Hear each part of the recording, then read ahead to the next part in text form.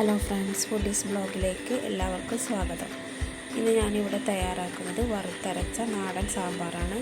അതിലേക്കായി ഞാൻ തക്കാളി, ഉരുളക്കിഴങ്ങ്, പച്ചമുളക്, ക്യാരറ്റ്, ഇഞ്ചി, മുരിങ്ങാക്കായ, വെണ്ടയ്ക്ക, ബീൻസ് ഇത്രയും സാധനങ്ങളാണ് ഞാനിവിടെ മുറിച്ച് മാറ്റി വെച്ചിട്ടുള്ളത്. ഇനി നമുക്ക് വറുത്തരക്കാൻ വേണ്ട സാധനങ്ങൾ: തേങ്ങ, വെളുത്തുള്ളി, ഒരു കഷ്ണം ഉള്ളി, കറിവേപ്പില. ഇത്രയും സാധനങ്ങളാണ് നമുക്ക് അരവിലേക്കായി വേണ്ടത്. ഇനി തേങ്ങ വറുക്കുന്നതിനായി ഒരു ഫ്രൈയിങ് പാൻ അടുപ്പിലേക്ക് വെച്ച് വെളിച്ചെണ്ണ ഒഴിച്ച് അതിലേക്ക് വെളുത്തുള്ളി ഇട്ട് കൊടുത്ത് നല്ലോണം വഴറ്റുക. വെളുത്തുള്ളി നല്ലോണം മൂത്ത് വരണം. മൂത്ത് വന്നതിന് ശേഷം നമ്മൾ തേങ്ങ ഇട്ട് കൊടുക്കുക.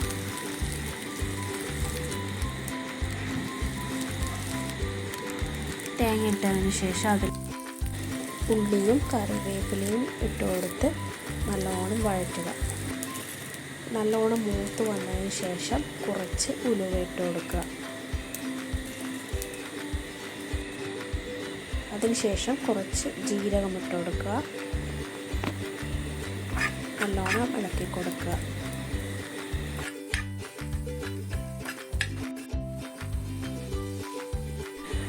കുറച്ച് മഞ്ഞൾപ്പൊടി ഇട്ട് കൊടുക്കുക.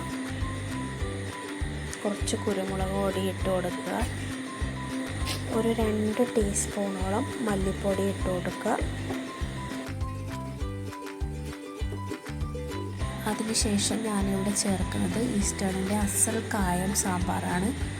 ഇത് നല്ല മണവും രുചിയും കിട്ടും. നമ്മൾ കായം പ്രത്യേകം ചേർക്കേണ്ട ആവശ്യമില്ല.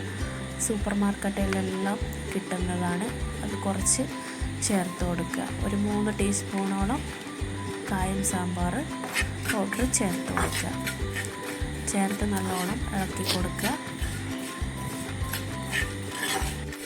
നമ്മൾ അരിഞ്ഞു വെച്ച പച്ചക്കറികളെല്ലാം ഒരു കുക്കറിലോട്ട് ഇട്ട് കൊടുക്കുക. കുക്കറിലാവുമ്പോൾ നമുക്ക് പെട്ടെന്ന് വെന്ത് കിട്ടും. അതിലേക്ക് ഒരു 2 ഗ്ലാസോളം വെള്ളം ചേർത്ത് കൊടുക്കുക. ആവശ്യത്തിനുള്ള ഉപ്പ് ചേർത്ത് കൊടുക്കുക.